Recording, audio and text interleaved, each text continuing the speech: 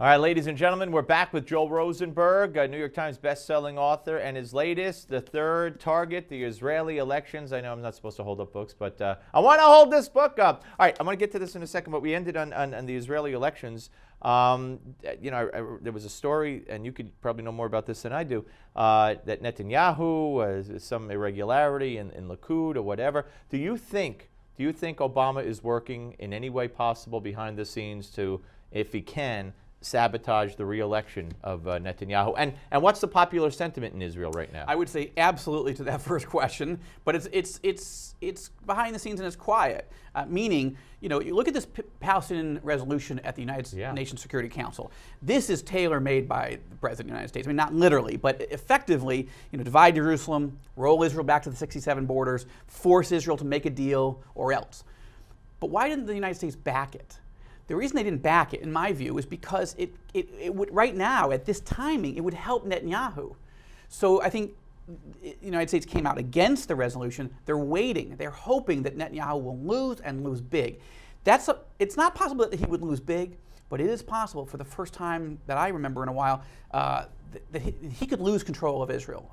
He could lose the leadership. To a labor? To a left wing, Based on what? I mean, look at what Israel's under worse threat than ever. What, to give concessions to the Palestinians? Is that the popular sentiment? No, the popular sentiment is that the media hates Netanyahu, the left wing hates Netanyahu, and even some within the center right are getting tired of his leadership. Partly those are personality and backroom, behind the scenes type inside politics, inside baseball. Right.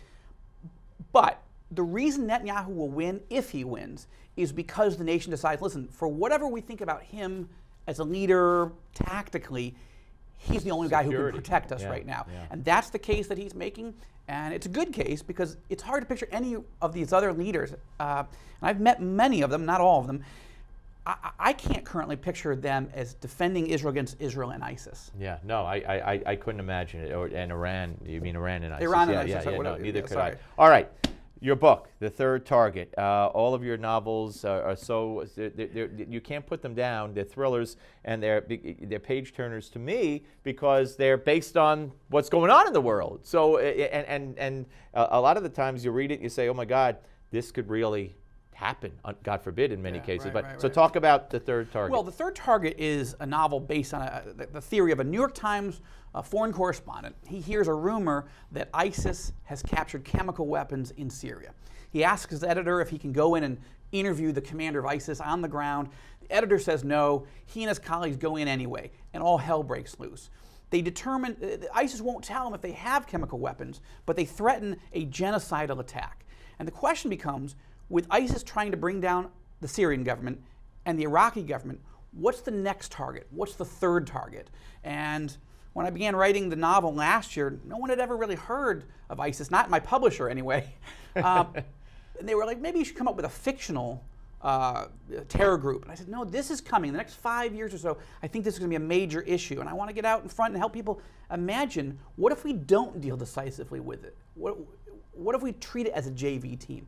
And now things have moved very, very dangerously, very fast. I think we're seeing genocidal conditions, but what if they get chemical weapons? Yeah, well, I mean, that's just a total nightmare.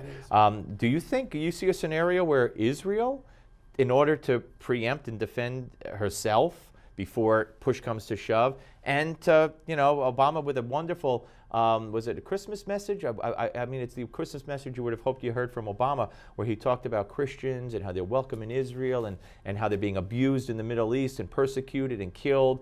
Do you think was Prime Minister Netanyahu? Yeah, Netanyahu, yes. Do you think to help to save the Christians who are being slaughtered from ISIS and the other groups, and to save Israel or to protect Israel, there'd be some kind of preemptive action on the part of Israel against ISIS? Absolutely not, except on a tactical basis. Why not? The reason because Netanyahu understands that the strategic threat to Israel and the West is Iran. Right. ISIS is a huge threat, right, but there is an Arab, American, Western alliance against it, trying to do something. So let the U.S. and the West and the Arab countries, Jordan, for example, do this.